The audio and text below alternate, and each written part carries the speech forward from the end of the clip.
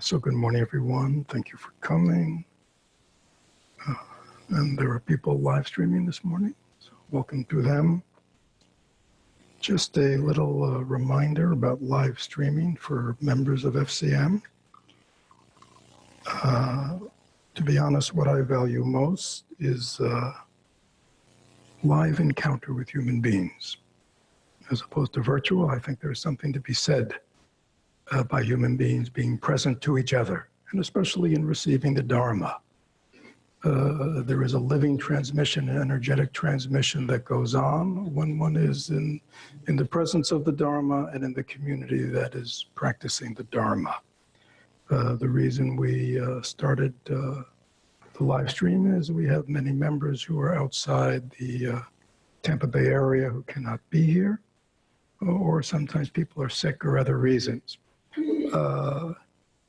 Having said that, if anybody is listening, if you are in the Tampa Bay area and you just didn't feel like coming this morning, maybe you didn't get a good night's sleep, or you wanted to stay home in your pajamas, that is not good.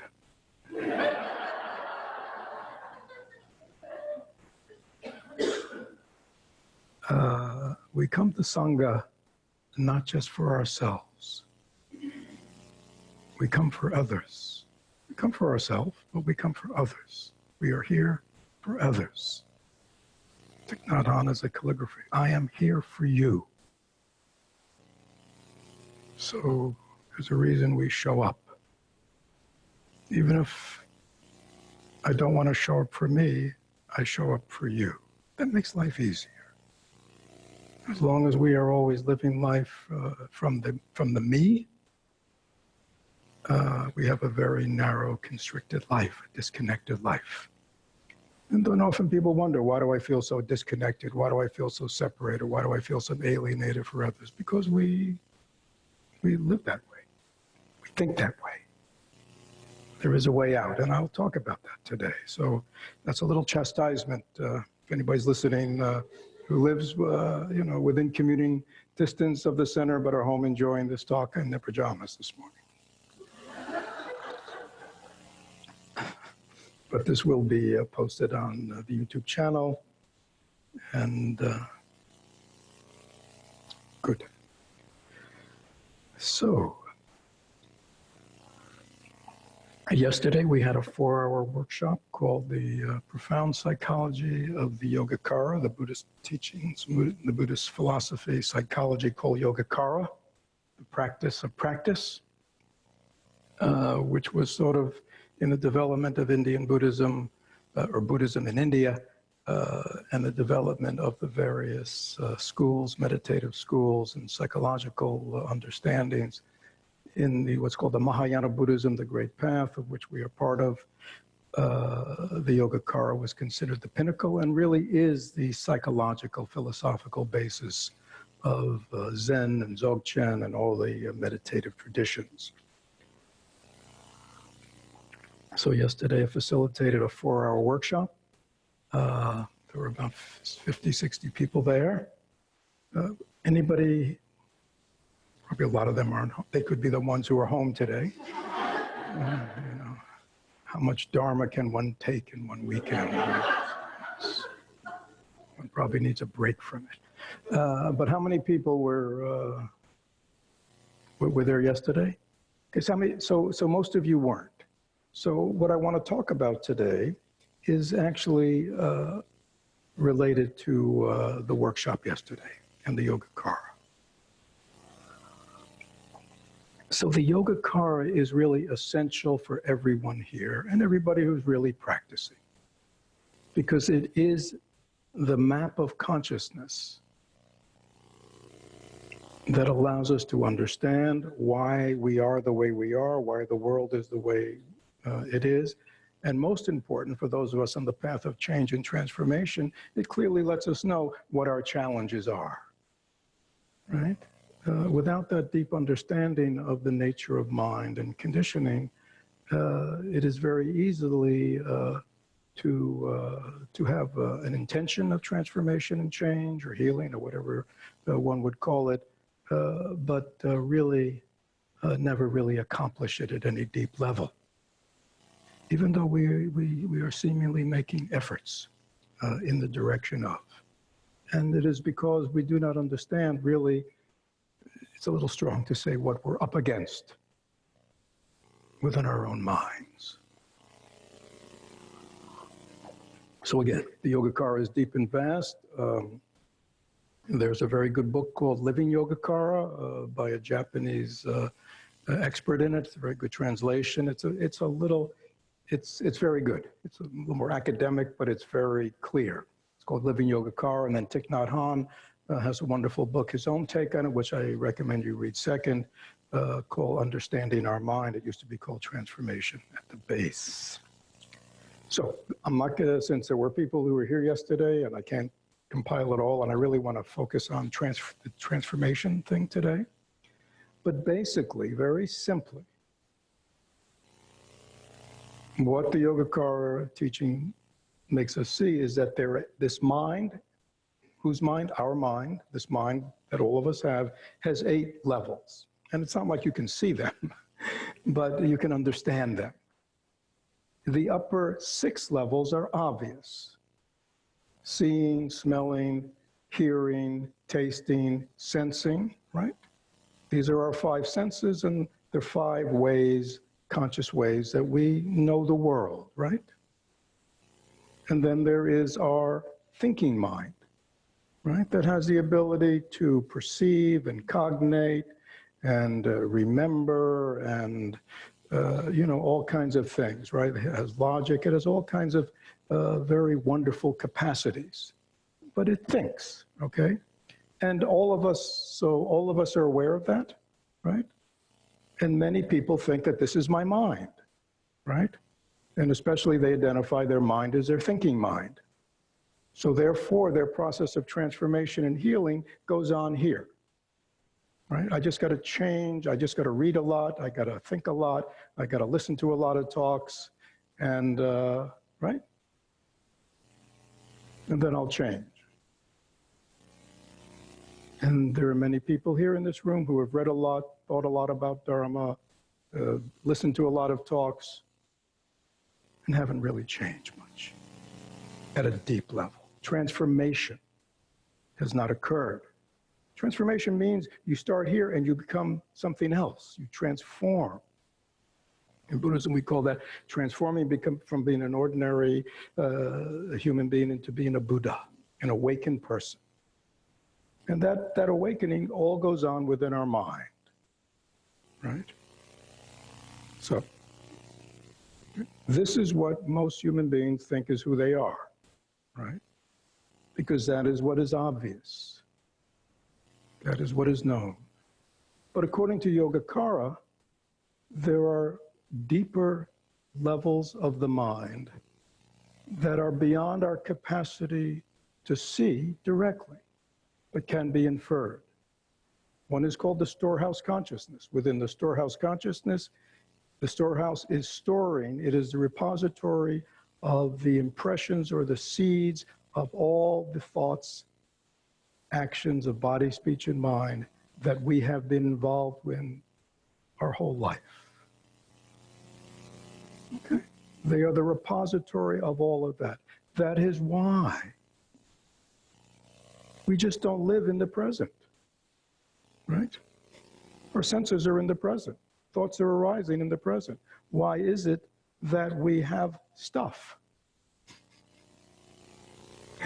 Why is it that we have a full range of stuff that we're constantly dealing with, that are constantly arising within us, that we're constantly struggling with? Where's all that coming from, right? That's all in our storehouse. And life and situations are constantly triggering. It is an endless process of things arising, seeds arising, going down. Some are strong formations. That's all in our alaya, our storehouse consciousness, okay? So that explains, and that's, the conscious mind and the senses are the tip of the iceberg. The other 90% are not seen, but it's the biggest part of us. The storehouse consciousness. If the storehouse is filled with wonderful things, we have a wonderful mind.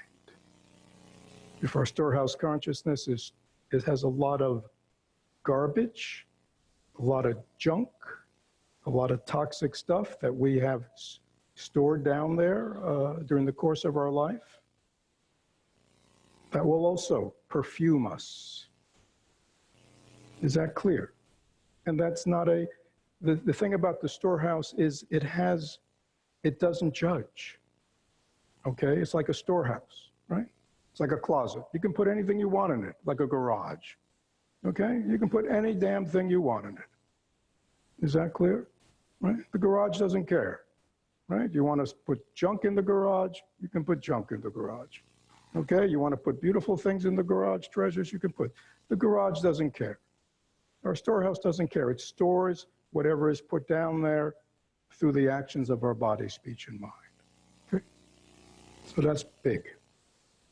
And that's constantly conditioning us, right? Right? Because it's like this endless process. It's coming up, it's going down, it's coming up, and every time it is intensifying or not intensifying by how we respond to it. Then there is, at the seventh level of consciousness, there is what's called the manas. This is the sense of self, right? We all have this sense of self. It's somehow a me, right? Everybody know what that is, that subjective sense of me? It's a feeling, I'm me, right? Which we all have as a subjective sense. The problem with manas as an active thing, it's narcissistic at this point. It's not that I have a subjective sense, but my subjective sense of me is a real thing, and it is the most important thing in my life, right? So manas, left to itself, is totally narcissistic, self-oriented, egocentric. Is that clear?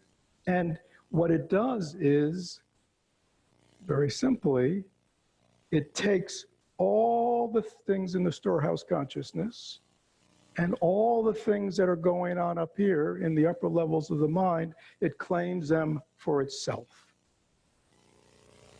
Right? Me, I. Okay? Now,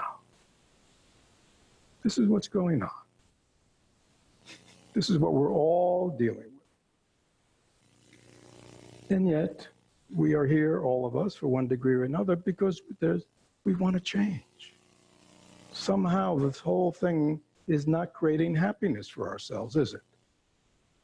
It's not creating ease and well-being, and we're not open-hearted, and we're not all the things that we would like to be, right? Is that true? No, it doesn't. That an egocentric, ignorant life, ignorant of really how things really are, does not produce happiness. According to Buddha, it produces only suffering. Sometimes, when the ego gets its way, it does get happy. When things are going the self's way, it does feel good. But when things aren't going the way it wants, the world's not going the way it wants, it's not happy. And so we're endlessly going back and forth according to our causes and conditions. So it fundamentally doesn't work. Right. Now, what an understanding of Yogacara and the eight, and again, I'm very simplifying something, is that if we want to truly change, we have to, as Thich Nhat Hanh says, transformation has to occur at the base. It can't just occur up here.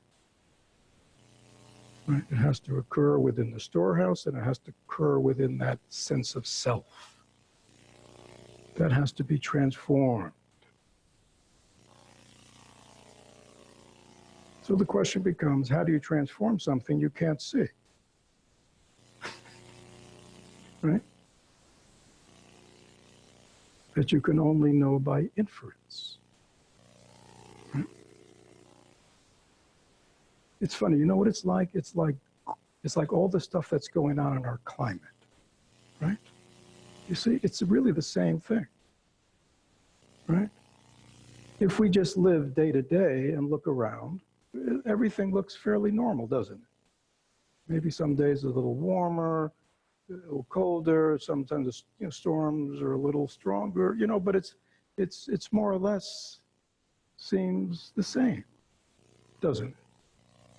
And the causes of any changes are not obvious to us. I mean, does any of us really understand all the causes and conditions that create weather and climate? No. We don't have a clue. We're present to it. We know it's hot and cold and rainy, but we don't know deeply what's causing it all, do we? For that, we rely on who? Scientists. People who study this stuff deeply and understand the causes and conditions of weather. Is that true? They can tell us, why things are the way they are. Okay? The Yogacarans were the scientists of the mind. They looked deeply into the mind, and they very much were able to categorize exactly what's going on. And like the climate scientists today, who tell us, yeah, even if we change everything today, we may not be able to really significantly change the unfolding of what's already been put into play. Is that true? Yeah. Because the forces are deep. And the actions of human beings within this world have been going on for a long time. And they have basically changed the patterns. Is that true? Yeah, we all know. Not anything new. So in the same way, you see, if we don't look deeply and examine the nature of our own experience, the nature of our own mind, right? We're also dealing with patterns that we have been conditioning for decades and decades and decades, depending on how old we are, and maybe even lifetimes if you believe in past lifetimes. Okay? Doesn't matter. Right? So that's what we're dealing with.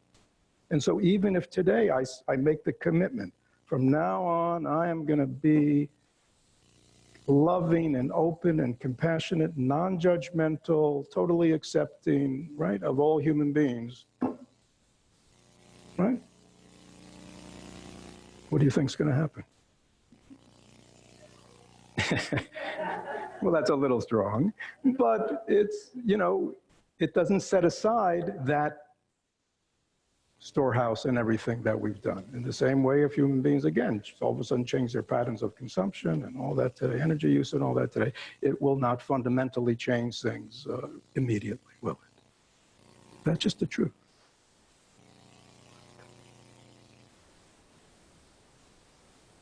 But if we want to make a valiant effort at transformation, we have to understand what's going on at the base.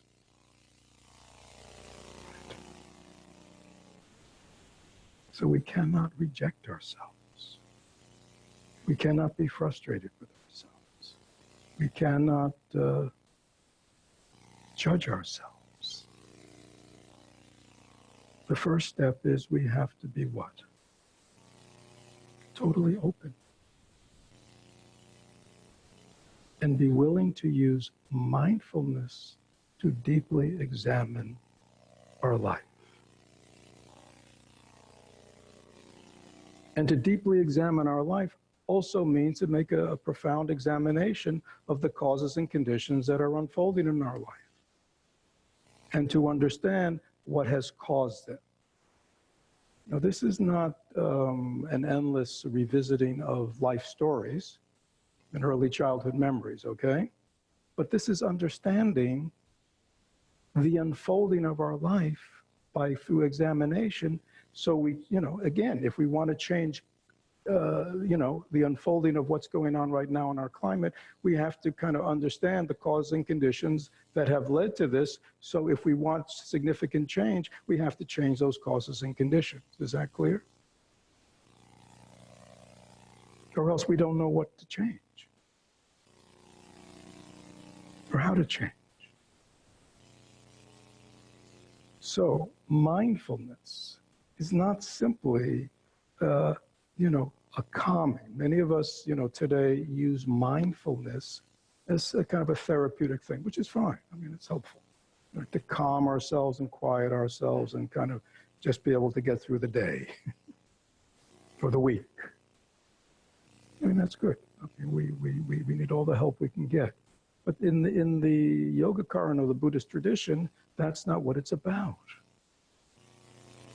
It's a capacity of the mind that we are using as essential to our process of transformation at the base. We cannot see the storehouse, but we can smell it.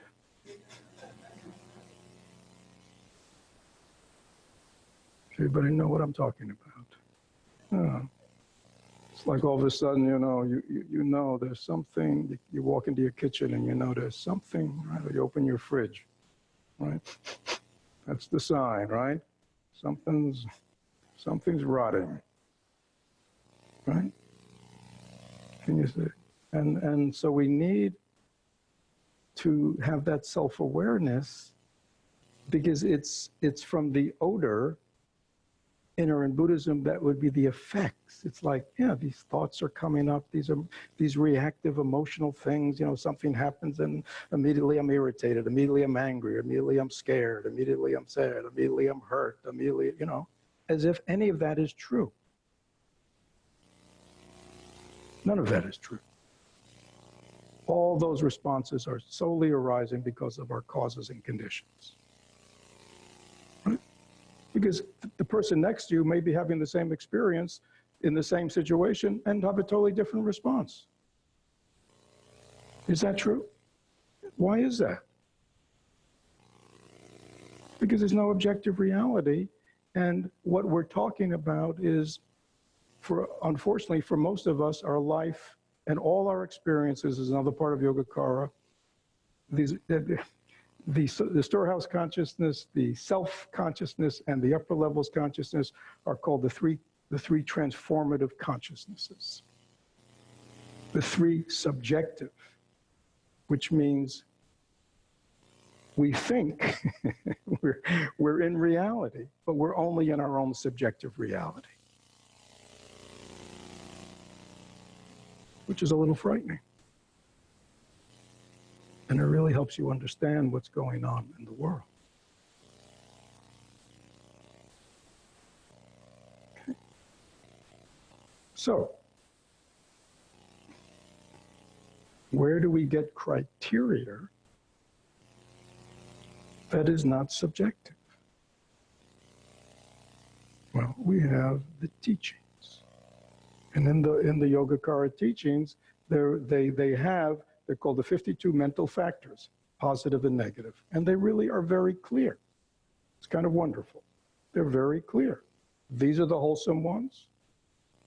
These are the unwholesome ones. What is a Buddha? A Buddha is a human being who has a mind that is only made up of wholesome factors. Okay? That's a healthy human being. Ultra healthy, uber healthy. Okay? That's a Buddha. Over here, right, you have another human being whose mind is only made up of all the unwholesome factors. I won't name any names. And, okay, and that's at the other extreme, okay? Most of us are where? Somewhere in the middle, depending on our own causes and conditions, right? But, so, mindfulness allows us, and self-examination allows us to be aware of who we are in life and the factors that have conditioned us to have the sort of cognitive and emotional life that we have. Okay. The Dharma, the teachings, give us the map to health, to wholeness, to goodness. Okay. So practice, then, is about how do I work at the upper levels of the mind where we live in a way that is transforming my base consciousness.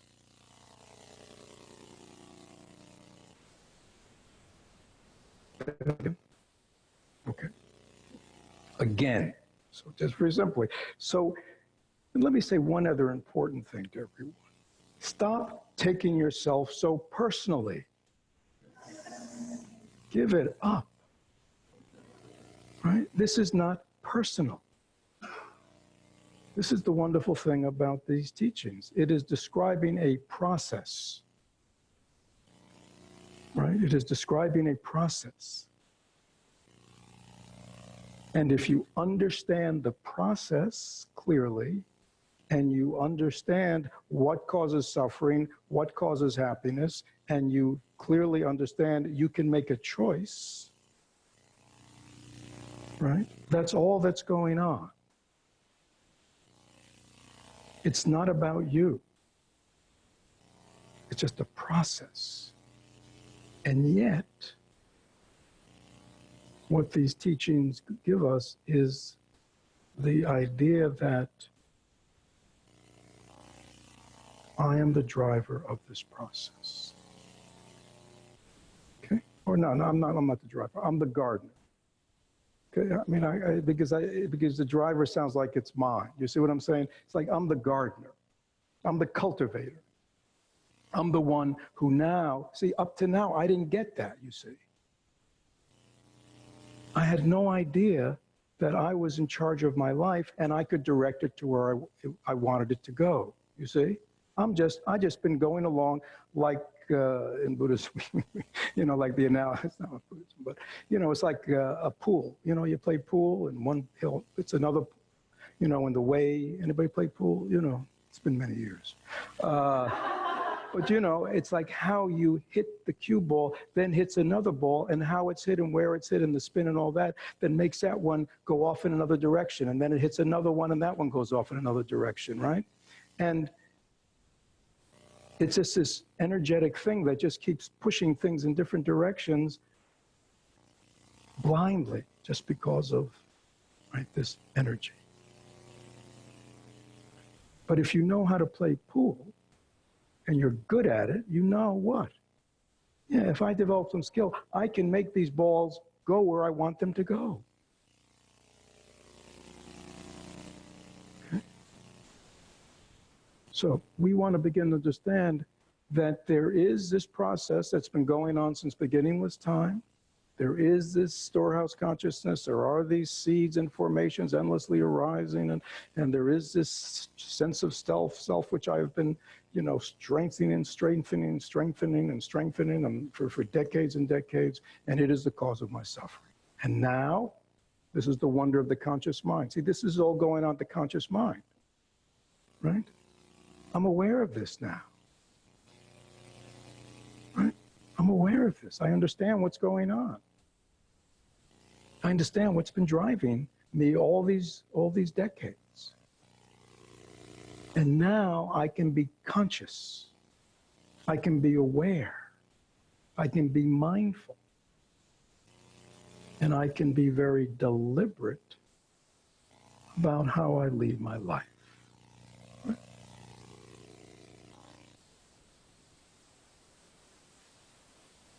I can be very deliberate in what I cultivate and what I stop cultivating or don't cultivate.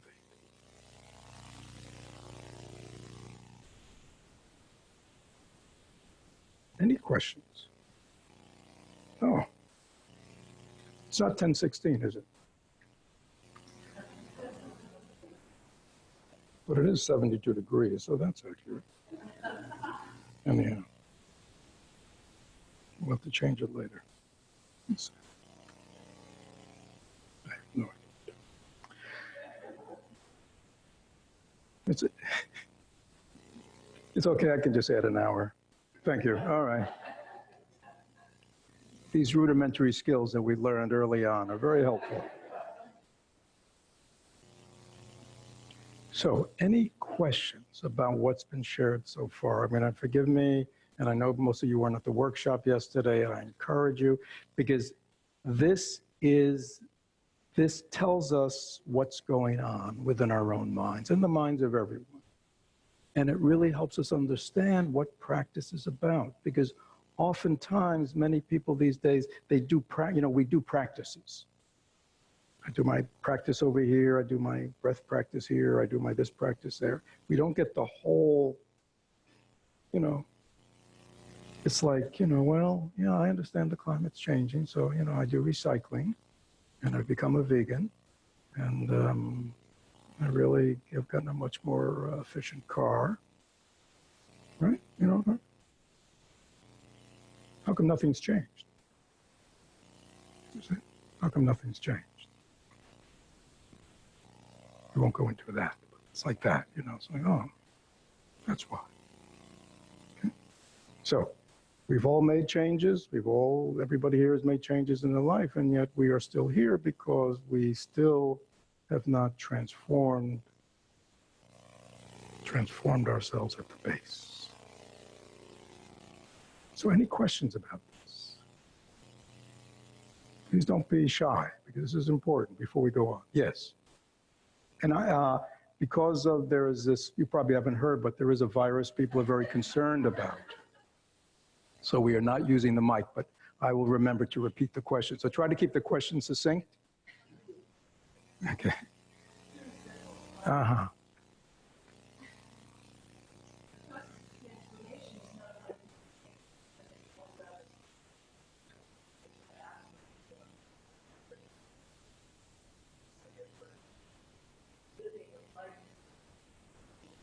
Mm-hmm.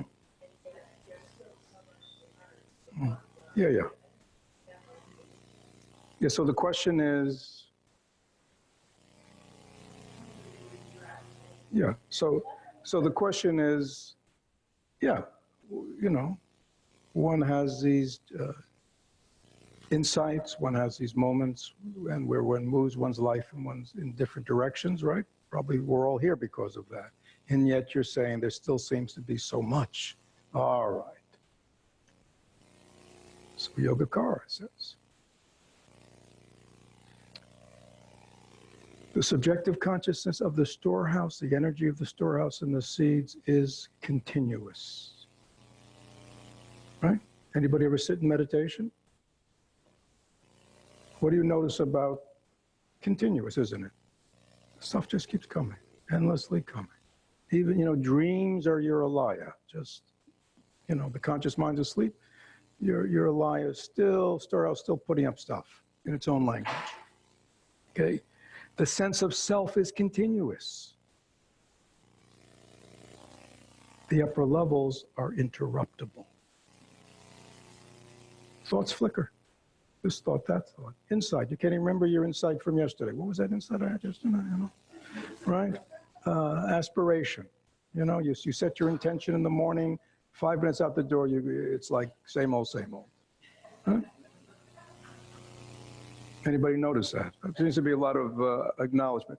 Why is that? Because the upper level of the mind is interruptible, while the others are continuous. Is that clear? What is the antidote? The antidote is continuous practice at the upper levels. I mean, that is the way. Okay, so when you've heard me or other people saying our practice needs to be continuous, no time off, you can't just practice when you're here, you just can't practice when you're in public, but when you go home, it's same old, same old. You cannot just have a public face where you're very kind and sweet and noble, and then but inside you're just kind of churning with judgment and anger and bitterness, and you know what I mean? You can't do that. Why? Because all the actions of our body, speech, and mind are leaving impressions in our storehouse. Okay? The storehouse will take anything. Right? It doesn't have the ability to go, well, you know, they really mean better, and I know they have a good, you know. I know they want to be a kinder person, and just because right now they're thinking a lot of unkind thoughts, well, I'll let that pass. It doesn't work that way, and it's not personal. It's just not the way it works. It stores everything. Okay? So, if we want to transform, our practice has to be continuous. Now, does everybody here have unstoppable, continuous practice? Not yet. Good, right? So practice has to be, we have to start where we are, but there has to be that energy of moving, you know, of moving, right? So let's say our practice now, maybe we remember our practice 3 times a day. Is that a little high to start, or?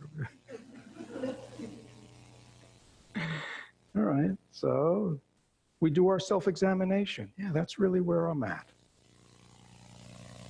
Right? And where you're at is not how you present to the world. That's acting. Right?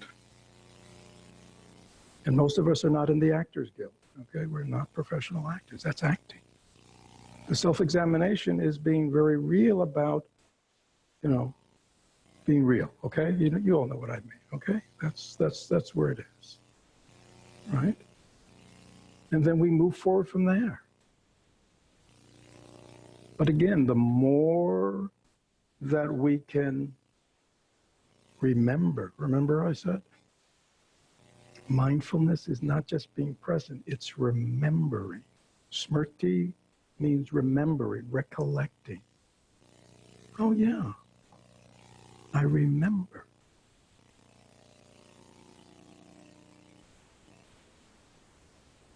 When do we remember? You know when the best time to remember is? When it's happening. The best time to remember is not when you're home, you know, and setting your aspiration and reading your Dharma books, and, you know, that's good, you see. But transformation really occurs during the day, in our lives.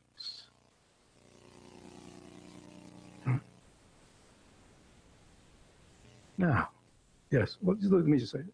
So what does that mean? Let's just take anger. And anger, again, it's not like everybody here is angry. I mean, some people here, anger may be their thing. Some people here, anxiety, worry may be their thing. Somebody else may be, sadness may be their thing. Hurt may be their thing. Jealousy may be their thing. I mean, you know. Anyhow, if you go into the mental factors, you'll see everything you have is listed. Okay, it's not like, you know, we think we're so unique. Unfortunately, we're not. Okay. So when does transformation occur? Transformation implies what? Something becoming something else, right? That's transformation. Change can be incremental, but transformation, it means something becomes something else. Mindful. Again, anger, I'm just picking because it's very obvious. I am mindful. I am aware that anger, irritation has arisen in me. Oh. I remember unwholesome emotion that I really don't want to cultivate anymore. Oh. Don't cultivate. Weakens. Weakens our seeds, our formation of anger. Right? Is that clear? In that moment, we're weakening it by not feeding it. But if we don't do the transformative piece, which is what? So the opposite of an angry thought could be a what? A kind thought or an understanding thought. Right? Well, they're suffering, or they really, you know. Didn't mean to say, you know what I'm saying? Or, oh, that's transformation. You see? I'm not only weakening the unwholesome, I am creating the wholesome, which is then leaving. See? So the afflictive or the unwholesome seed now goes back into the storehouse, not intensified like we usually do. Because when we're angry, when we're anxious, when we're sad, when we're hurt, when our feelings get hurt, what do we do? Is it just a one-time affair? Tell the truth. What do we do? Ruminate. And every time we're ruminating, what are we doing with whatever that? What? Strengthening. Strengthening, strengthening, strengthening, strengthening. And then we wonder why it keeps coming back and why it happens so quickly. Wow, I can't believe it. I just got swept away. Well, the only reason we get swept away by these afflictive emotions is because we've cultivated them unconsciously, not knowing better. Is that clear? So the transformation, this is the practice, this is the daily practice. This is the daily life practice. We are aware, we are mindful, we have criteria and aspiration, very important. But most importantly, when things arise that we have discerned are unwholesome, unwholesome meaning they do not support the transformation that I seek for myself. I am aware. Don't get frustrated that it came up. Anybody ever get frustrated because anger came up, fear came up, lust came up, craving came up? Anybody ever get frustrated? Disgusted with themselves? Disgust is another unwholesome emotion. You see, it's like, we already have one unwholesome emotion. Well, I'll just cultivate some other ones. Why not? Right? Self-pity. I mean, we can, you see, it's just endless. Don't do it. It's not helpful. And it's just deepening the morass of suffering. Okay? Simply. Again, if you understand Yogacara, you understand whatever your go-to afflictive emotion is, why is it arising? Now you all know. It's arising why? What? Because it arose in the past. That's the only reason it arose. It's arising now. And the more stronger it's been in the past, the more it's going to arise more often. Is that clear? That's all that's going on. So when it arises, don't kind of get into a thing with it. Like it's personal. It's not personal. Right? Because you didn't call it up, did you? Think about it. Did you call it up? You call it up, Cece? Sit there going, let me see. How do I want to respond to this? Do I want to generate jealousy or do I want to generate anger? Maybe I'll generate some self-hatred. You know what I'm saying? We don't, it's not like that, is it? No, it's just what? It's just there. Right? Why is it there? Because of just past cultivation. So if we are mindful and practicing, we are aware that this has arisen. This historical conditioning, habit, whatever you want to call it, has arisen. The awareness, the mindfulness gives us space.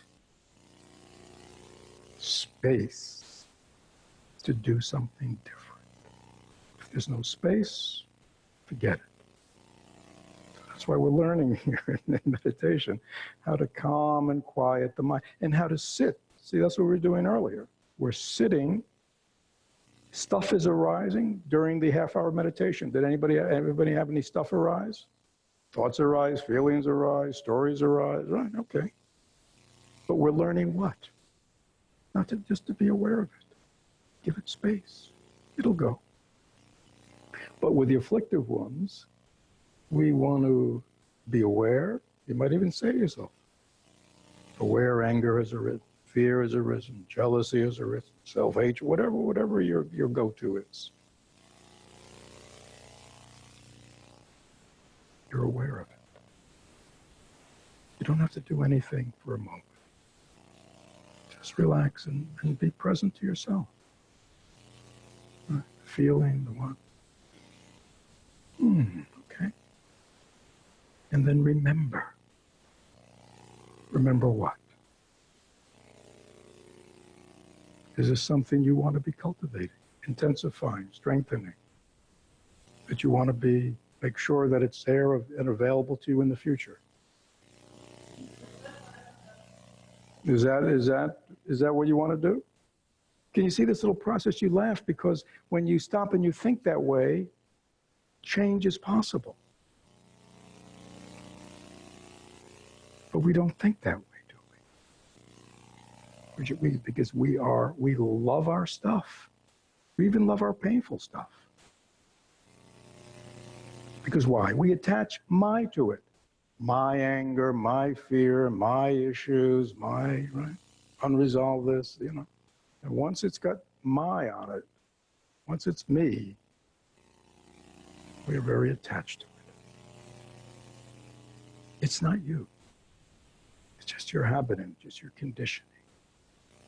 It arises, you see it, you give it some space, you don't feed it, you don't ruminate, you don't obsess, because you know now what?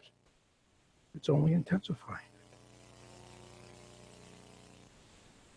I mean, how many times do we need to go over something? What? How many times you really, all right, one time. Somebody did something, you're angry, okay? You're hurt, you're disappointed, okay? All right?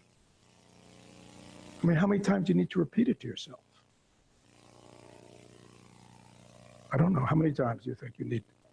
Are we so dense? Are we so dense that we need to repeat it, over and over and over again?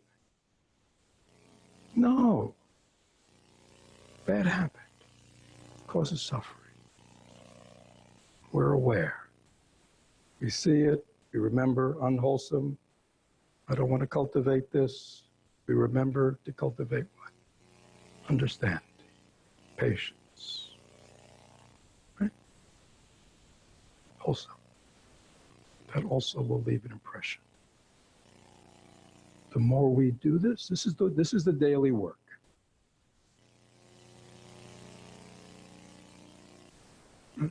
This cultivation of seeds. Now, that's how we transform the storehouse. But then there is the manas. Thich Nhat Hanh calls the manas the lover. There's a part of us that just loves ourselves. Right? Loves our thoughts, loves our creations, loves our dramas. People love their dramas. Why do they love their dramas? They're often painful dramas. You know why they love their dramas? Because we're the central character. What could be more wonderful than endlessly having dramas in which I'm the main character? Well, we have our own little Netflix inside ourselves. Just endlessly having our own dramas. So, manas is really the most pernicious.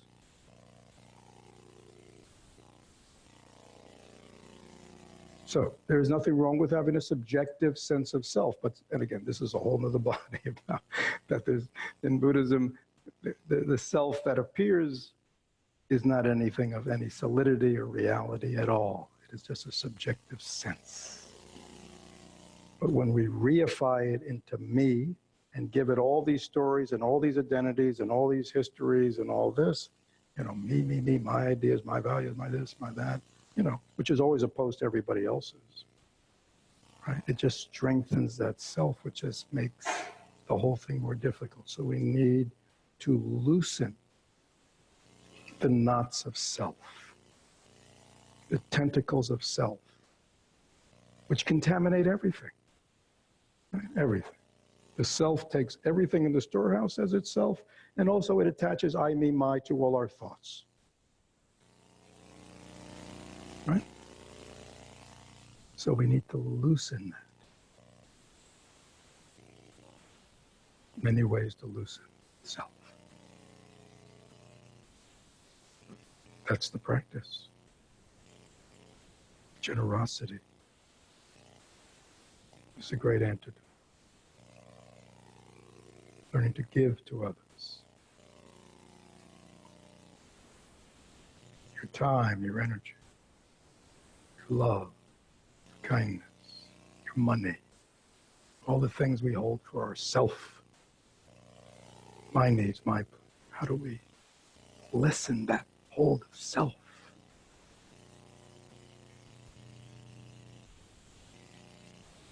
For those people online, we come to Sangha even though the I is telling us what? I don't feel like it. Can you see? All day long, our I is telling us what? I don't feel like it. I. I don't feel like doing this. I don't want to do this.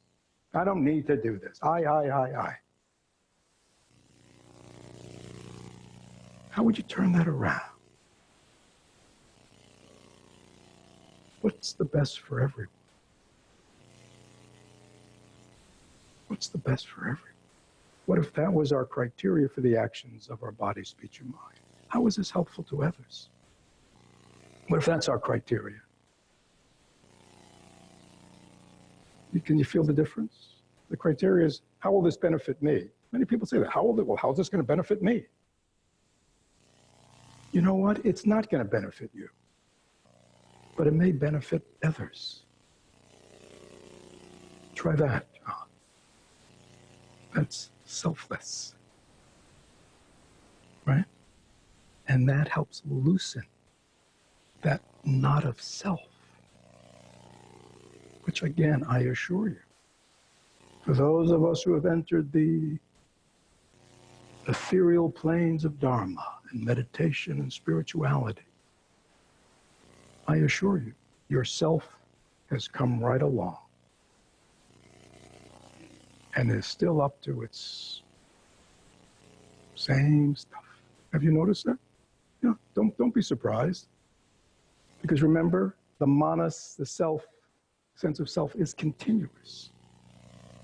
It doesn't go, sort of like we're entering Florida Community Mindfulness.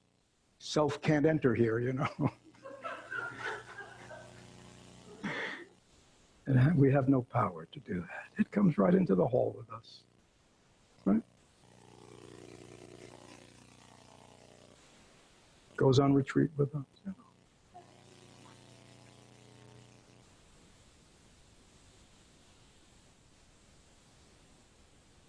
When the storehouse consciousness is transformed, it becomes mirror-like wisdom. When the manos is transformed, it becomes the consciousness of equality. And when the thinking, discerning mind becomes transformed, it becomes prajna, it becomes wisdom, it becomes intelligence. So these three consciousnesses, storehouse, self, thinking, they're all involved in transformation. This is Yogacara and transformation at the base. Questions? What's not clear? Yes, Leanne. And please, people who object to anything or really don't get anything or how would I apply it here, please ask. This is, we only have a few moments together. And again, these kinds of conversations and these kind of topics are not the kind of our usual stuff, is it? No. It's very rare that we can talk about these things. So please ask questions. Yes, Leah. And keep it short since I got to repeat it. Concise, not sure.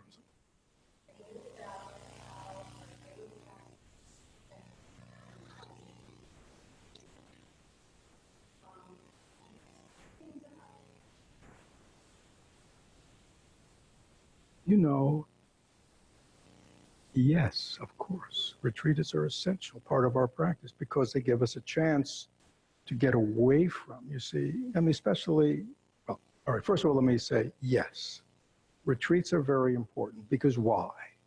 Because for most of us as lay people, our meditation is unfolding within the course of a very busy life with lots of responsibilities, and our minds are just full of this or that, right?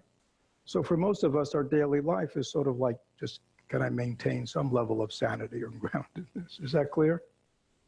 Right.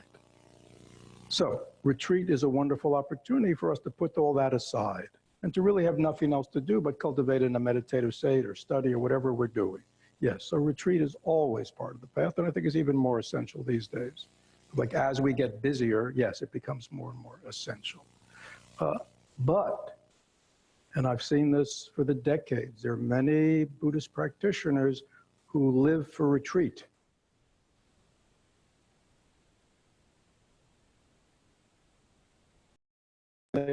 Daily life, and it continues to suck. Okay?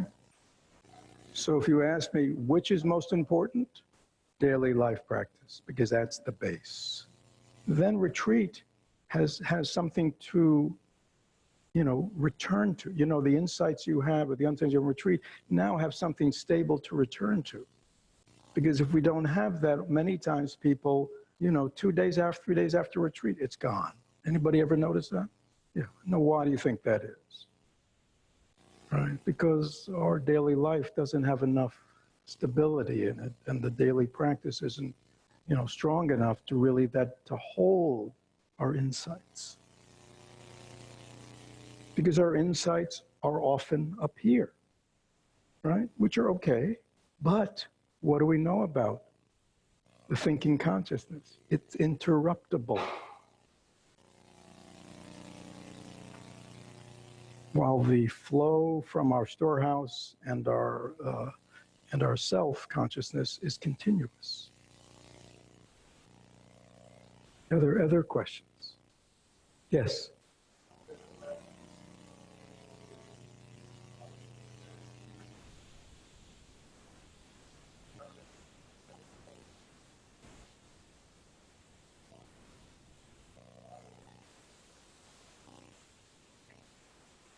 So the question is, just very quickly, the difference between manas and the alaya. Traditionally in Yogacara, they're both considered base consciousness, okay? Base meaning, or they're part of this deeper, unseen part of our mind, as opposed to the upper levels. Now,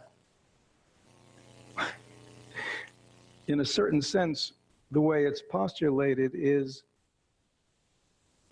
the manas, or the sense of self, the subjective sense of self, kind of broke off from the storehouse. It was a part of this whole base consciousness of all experience, right? And when it was part of it, it was just part of it. It was just part of this endless process of seeds going down, seeds being cultivated, seeds going up, okay?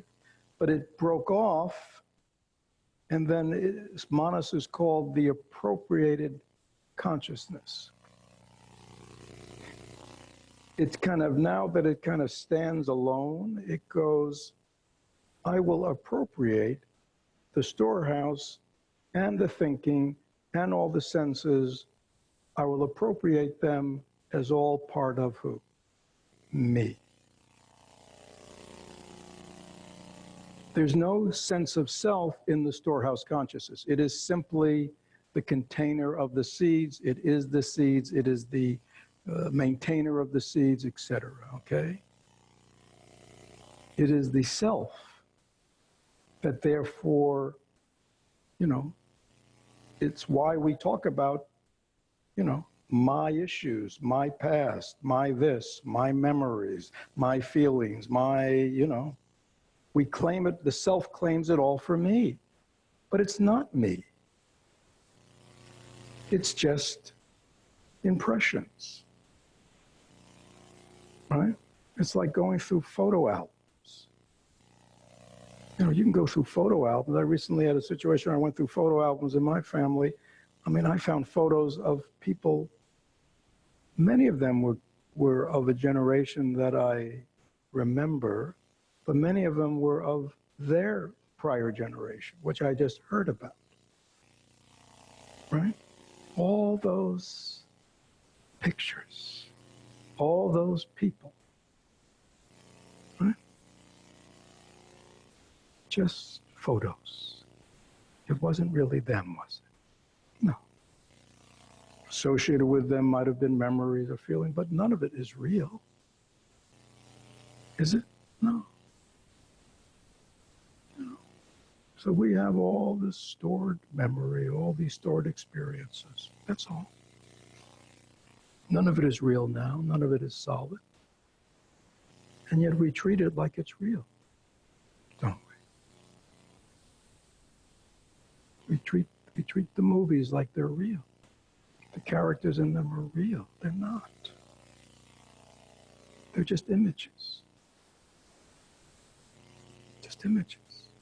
All these images that we have stored in our storehouse. Why do they have power over us? Because we think they're real, solid things. They're really not. But that's another practice period. Other questions? Yes.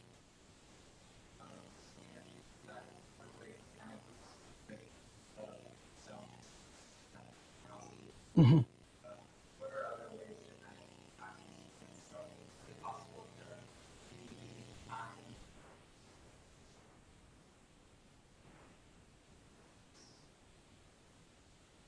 Again, there is no.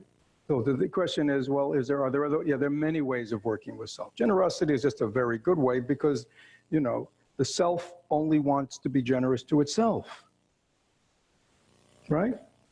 It not only always wants to give all its stuff to itself, take care of itself, buy the things that it wants, take care of its needs, right? But the self loves it when other people are generous to it, doesn't it? I mean, why? So, it just glorifies in that. Okay. So, since generosity is so self-based, learning, because it's distorted by self, so learning to truly be generous, to see all the things that we are, all the things that we have, as really here for others. So this is why generosity is one of the paramitas. Patience is one of, this is the path of the bodhisattva. Generosity, patience, morality. What does morality have to do with non-self? Morality is aware that the actions of our body, speech, and mind can cause harm to people. I'm going to give that up. Even though myself would like to take advantage of this situation and get something for itself. Right? I'm going to give that up. That's a good way to loosen self, to be an ethical person. Right?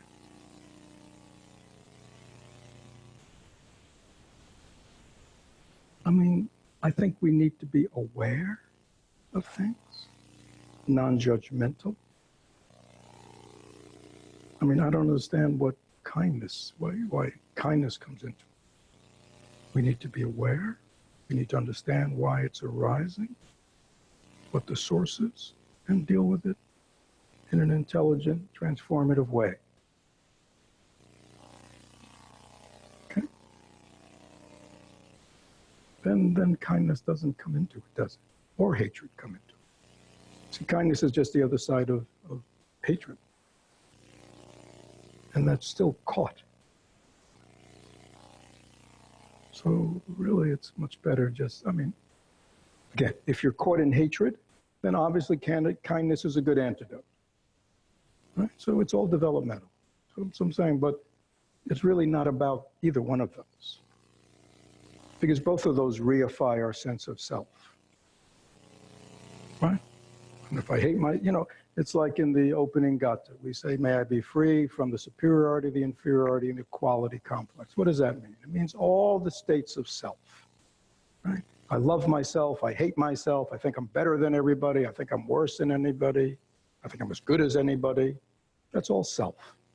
It just takes different stances, but they can be strong. I mean, somebody who has a very strong deficiency sense of self can have a very strong self. Very strong self-identity. You see, I know from a certain point of view, and I understand it, that obviously having to feel good about yourself, right, feels better, and is probably better in a functional way than feeling bad about yourself. But in terms of self, they both can be as strong. You're still caught in self-centeredness.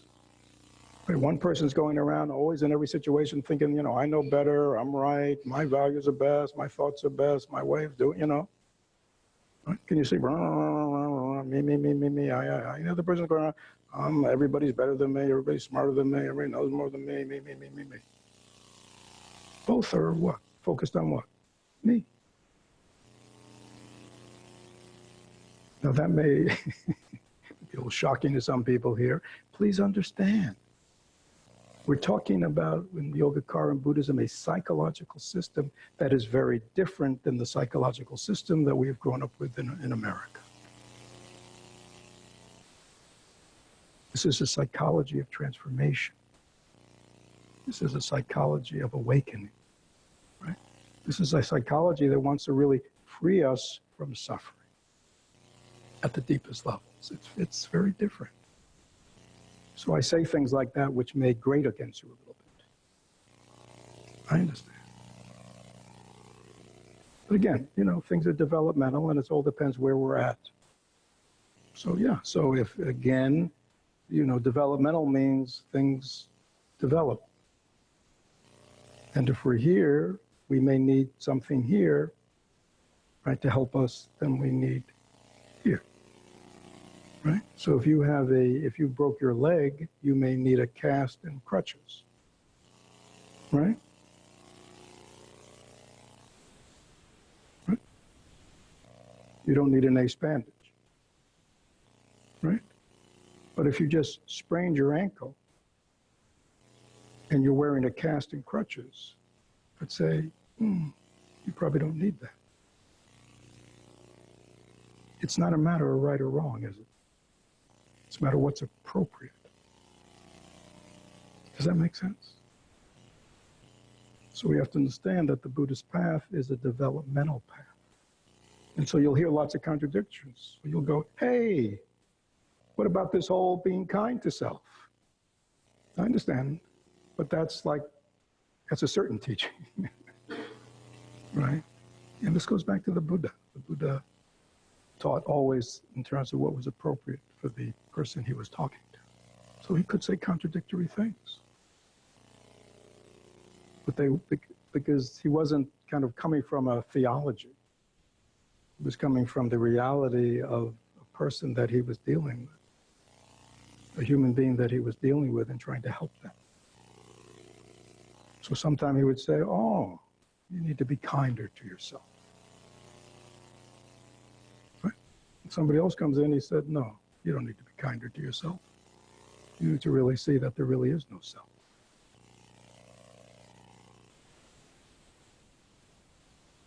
Okay? So we need to stop. Thank you all. So Yogacara is deep and vast, but I just want to give you a little sense of it and encourage you to reflect on what was said today. Don't remember the interrupted nature of the upper levels of our mind. You'll walk out of here, and if you don't reflect, it will be gone.